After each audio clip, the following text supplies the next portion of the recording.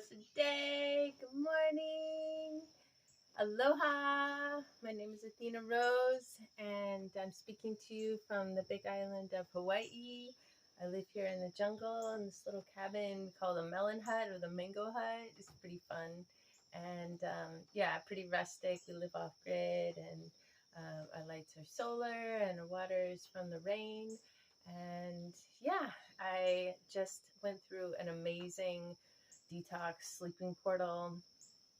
Day 5 of my juice feast, a juice cleanse, juice fast, just drinking fresh juices and very simple smoothies. I just drank one of those yesterday, and I slept for 18 hours. I went to bed really early, and I just woke up. It's around 9 o'clock, and the sun is shining, and the birds are singing.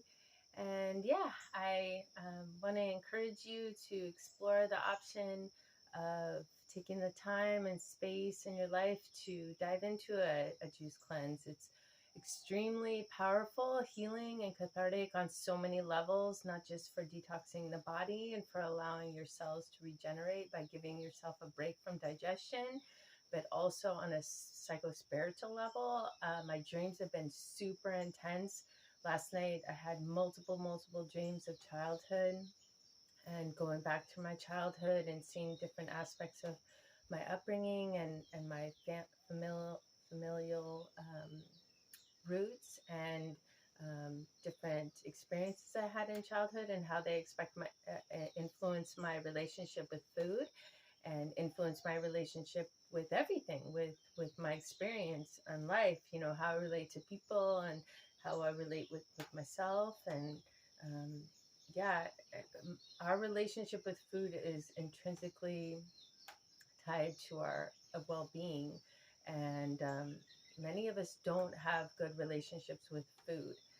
I remember at age 14, when I started going through puberty, seeing how my folks were not eating well, and being disturbed by an incident that happened from a neighbor who was raising cattle, and I was feeding these cows every day, this baby cow in particular, and it ended up getting slaughtered and handed to me on my dinner plate, and by my mother, and just like so horrified and shocked that this could be happening. And I guess that's the moment I realized that, the meat that I was eating actually was a living being at some point. And it really, really upset me. And I remember immediately stopping eating meat. I refused to eat meat anymore. My parents were very confused and didn't understand, but I decided to go vegetarian, and I started researching vegetarianism. This was at a time before the internet, and so I had to go to the library and get books about vegetarianism. And yeah, it was super intense. And I remember that the local newspaper, the Mail Tribune in Medford, Oregon, did an article on me being a teenager and being vegetarian. And my mother was very concerned I wasn't getting enough protein. And so she sent me to a nutritionist, and this nutritionist was having me make a lot of beans. And I remember the beans made me super gassy and very uncomfortable in my belly, and just feeling like this is not it. I should not be eating beans all the time. It was just not good for my body, and it wasn't digesting well. And yeah, that was the beginning of like a waking up around food and what it was putting in my body, and how it related to my mental health, and how it related to my experience, how I was viewing the world, my psycho-spiritual experience. And that being said, I went through a lot. I actually went through a huge portal of bulimia and anorexia, not because of veganism, but because of trauma I had early in childhood, sexual trauma. And so it manifested as eating disorders. And that was so challenging for me. And I ended up in the hospital, and I got down to like 85 pounds at one point. My parents were very concerned, and I was in an inpatient hospital scenario in Portland, Oregon, back in the 90s for 2 months. And I was 17 or 18, 17 at the time. And yeah, just like a huge catharsis is happening right now with my relationship with food, and noticing how I would eat when I was stressed more than I should. I was not listening to my body's signals, and I wasn't really eating when I was hungry. And I think that fast, this cleanse, what it's teaching me thus far, what I'm learning thus far, is that you know, I'm just drinking liquids, so it's not a long-term thing, of course, but I'm listening to what my body actually needs, and I'm able to hear the more subtle messages that my body is sending me. So I'm only drinking juice when I actually feel like I need it, when I'm hungry, when I'm low on energy. And other than that, you know, I am sitting with my body, sitting with whatever emotions come up, and it's a lot.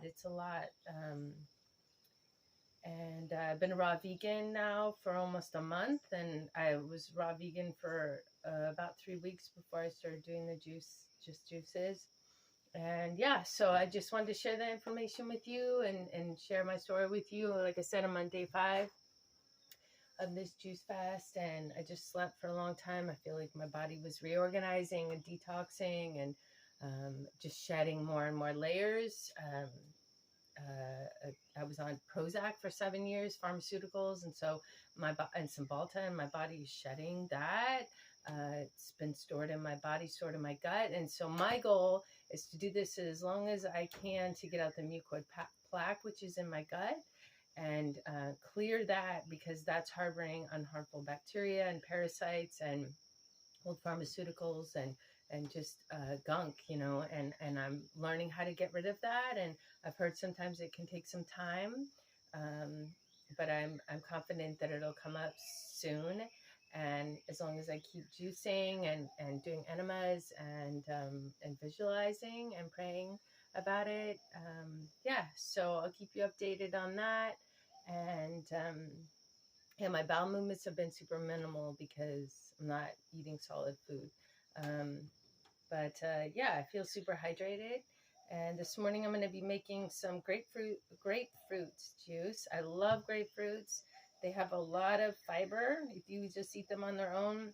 But of course, I'll just be juicing them. And so I love drinking grapefruit juice. It's a very astringent fruit, so it's going to help break down that mucoid plaque. It's going to help dissolve it so it can start to pull away from the intestines and eventually release.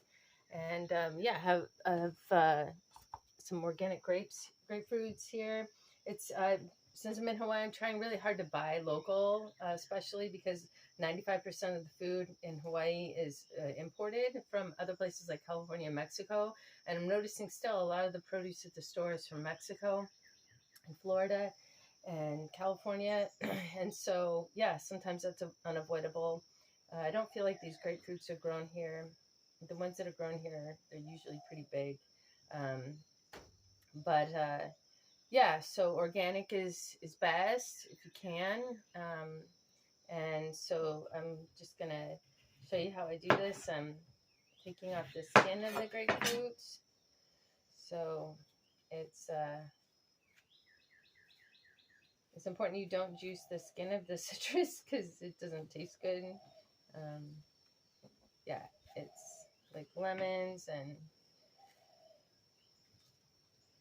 oranges and limes and grapefruits.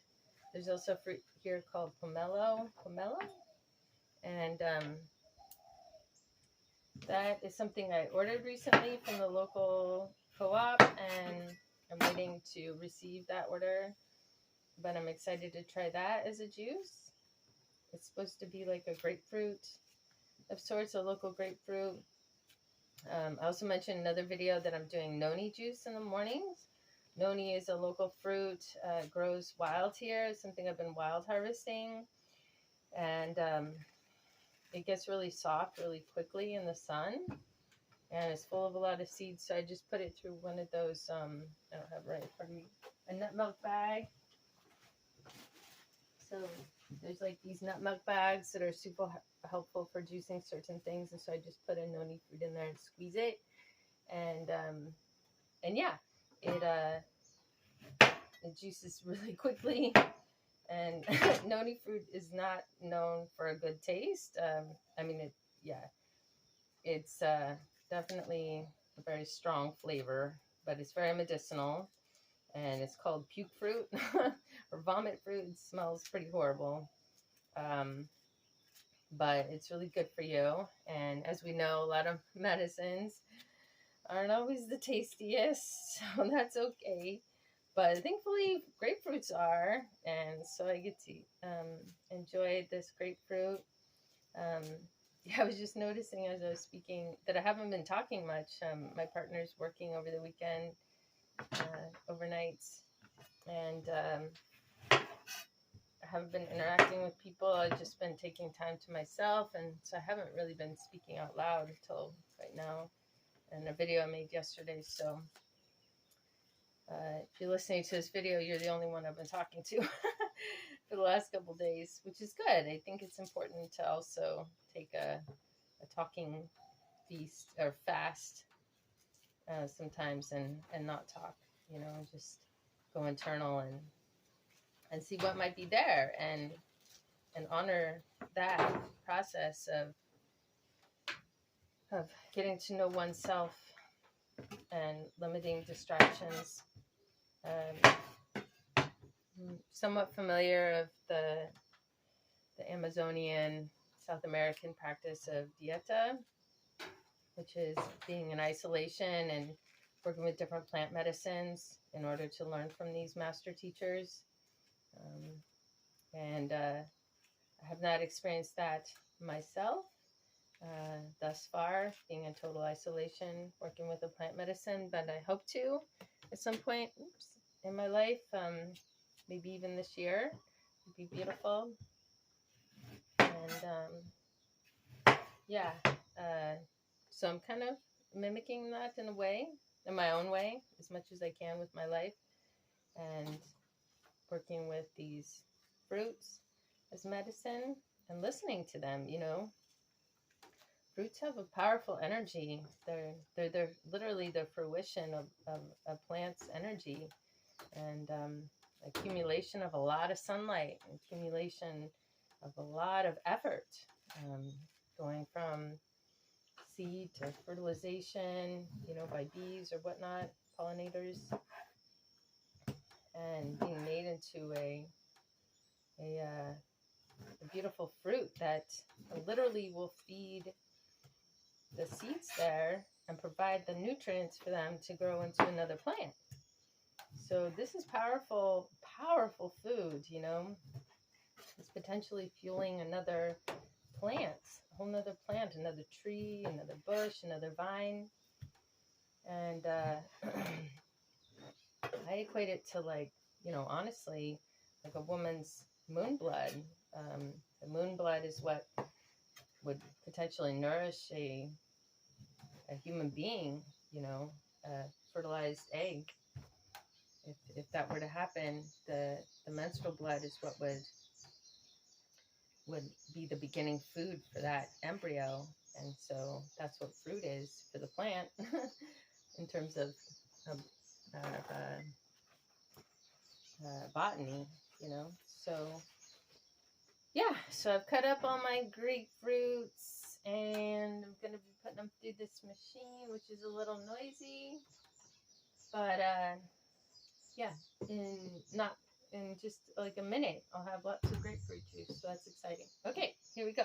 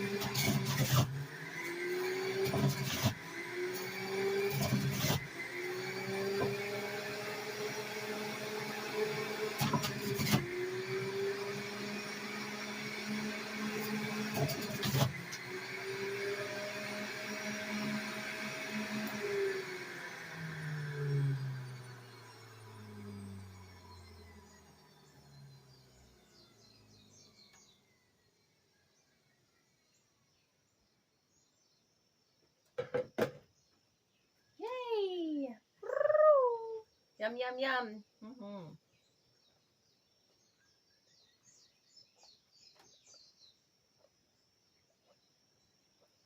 Mm. Thank you, Pachamama, for this beautiful fruit.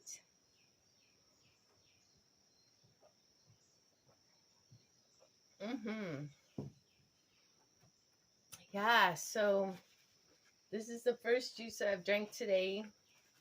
Well, I drank a little noni juice earlier, but I'm doing citrus first thing in the morning, and then I'll go on and right now I'll make some carrot, beet, and ginger juice for later as like a lunchtime, midday juice to drink. And I don't really drink a juice last night before bed. I drank a little bit of green juice, but probably do something like that tonight. The recommendation is that you drink 4 to 6 32 ounce containers of juice a day. This is a mason jar, 32 ounce mason jar, a liter. And yeah, so 4 to 6 of those a day. And some people are drinking 8, I guess, depending on their body and their lifestyle. But yeah, it's important to get enough calories to stay hydrated, to drink water as well, and to allow your body to heal. So I kind of have a loose intention to do this for 40 days, but it may not take that long for my body to restore itself. Hopefully not getting out the mucoid plaque and given my body the opportunity to heal from imbalances, lifetime of imbalances. And yeah, there was a period in my life where I was abusing alcohol and cannabis, and I know that I'm releasing that as well and healing my liver and kidneys. And so maybe so, and I know this fruit's going to help me, and so very grateful for this opportunity to learn from the fruit and learn from Mother Earth. You know, it's a very clean diet, it's a very pure diet. I've noticed things are very subtle to me now, like noises, or I'm much more sensitive to noises and visuals and feelings, vibrations, because I'm really cleaning up my input, and things have become much more subtle. And I can tell right now my lower back is a bit stiff from sleeping so much, so I'm gonna need to do my yoga here soon. But I really appreciate you all tuning in and learning what you can and learning from me, you know, and I'm really grateful to be imparting this wisdom and knowledge and my experience thus far in this juicing quest. That's cool. And yeah, it's such a gift to have a lifestyle that will accommodate this endeavor right now and heal myself and heal my gut and heal my body from my ancestors. I have grandchildren. I'm really grateful to be a grandmother, and it's important, you know, I'm not just doing it for myself. I'm doing it for my family. I'm doing it for my beloved, and for my health, and quite literally, the universe has forced my hand to come to this point because of the way I was feeling. And yeah, something is definitely off. I don't know exactly what it is. I know that my father's mother died from ovarian cancer at my age, and so that's always kind of been in the back of my mind. And I'm not one to go to Western doctors very often. So yeah, I just know that something's not right, and I know my body can heal itself, and I trust my body. My body's given birth 5 times, and I've come back from many, many different devastating situations where I've deteriorated my body to a very, very low point, and it's bounced back, and I'm not taking that for granted. I'm really grateful. I know that I will die. This body will deteriorate at some point, and I'll go back to the earth. But until that time, I want to live my most optimal, beautiful, healthy, vibrant, vivacious life possible. So that's why I eat the way I do. That's why I work out. That's why I'm outside. I'm getting sunlight. I'm swimming. I'm doing yoga every day religiously for the past, what's it been? Since I became vegan, really, like 12, 13 years. And and stretching and listening and massaging myself and taking herbs and yeah, just, it's a lot, it's a lot to be in a human body, but it's such a gift to be embodied. It's such a gift to experience what it's like to be separated from source, and to really feel all the depths of emotions that go with that feeling of separation. We're of course never separated, but we certainly feel that way. That's the way it's set up to be. And so I'm grateful for that learning opportunity to feel separated, and to be in the illusion, the delusion that I'm separated, and to continue to come back to separation. I mean, to connection. Yeah, to continue to be connected. And that's one thing these fruits help me do. They help me feel more connected to source. So yeah, may this message find you well in every way. Bless this beautiful day. Apparently it's Easter. I don't celebrate Easter. I did as a kid growing up in a Christian household, but I do celebrate rebirth, and I do celebrate new beginnings, and I do celebrate the potentiality of the great mystery to be born into itself all the time. And that it is, we are born from our breath every moment. So bless you. Aloha.